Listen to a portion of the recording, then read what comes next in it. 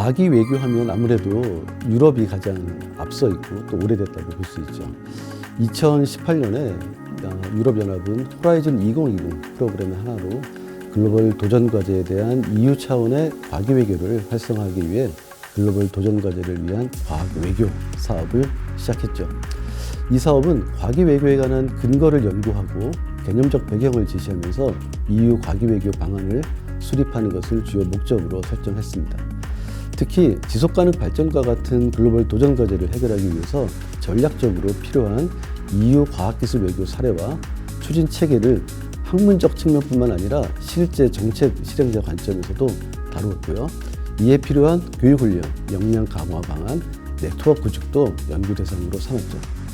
특히 2019년도에 발표된 마드리드 선언문은 과기 외교에 대한 국제사회의 인식을 제고하고 과학기술을 외교정책과 국제관계의 핵심 수단으로 활용할 것을 제안한 바 있습니다. 지금까지 우리가 봐왔던 과기 외교는 기후변화라든가 감염병과 같은 그런 도전 과제들을 해결하기 위해서 국가들의 어떤 협력, 그리고 자국의 과학기술을 발전시키기 위한 국가 간 협력, 그리고 과학기술을 활용해서 서로 국가 간의 관계를 개선하기 위한 그런 목표들이 있었죠. 그런데 최근에 이 전통적인 도전 과제들이 서로 연계돼서 사회 경제적 영향력이 더욱 커지고 있습니다. 첨단 기술을 확보하고 이를 기반으로 한 제조업 혁신 경쟁력을 갖추는 문제, 기후변화에 대응한 탄소 중립을 혁신적으로 달성하는 문제, 코로나19를 극복하고 보건력 있고 지속 가능한 시스템을 만드는 문제, 포용적이고 혁신적인 디지털 전환을 추진하는 문제 등 글로벌 도전 과제는 점점 더 복잡하고 다학제적으로 진행하고 있죠. 이와 같은 문제들은 국가 경제 성장과 국민 삶의 질에 지대한 영향을 미치기 때문에 각 국가는 국가 안보 확보라는 최상의 목표 아래 대응하고 있습니다.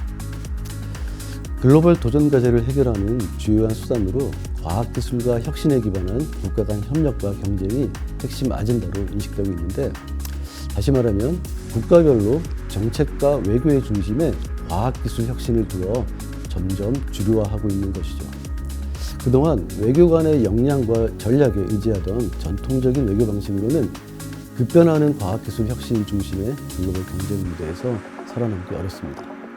2019년도에 수립된 과학기술 외교 전략, 이걸 통해서 과기정통부와 외교부가 함께 소통하며 협력하는 것은 매우 바람직하죠. 하지만 현재의 글로벌 환경은 양 부처의 단순한 물리적 연계와 소통만으로는 대응하기가 어렵습니다. 이 변화의 속도와 폭이 굉장히 빠르고 넓기 때문이죠. 그래서 이제는 국가 안보를 구축할 수 있는 수준의 과학의 혁신 외교가 필요한 시점입니다. 과학기술 혁신 외교를 효과적으로 추진하기 위해서는 적절한 추진 체계가 마련돼야 합니다. 추진 체계는 법적 근거, 정책, 조직, 네트워크가 필요하죠. 법적 근거는 범부처 차원의 대응을 체계적으로 유도하기 위해 필요한데요.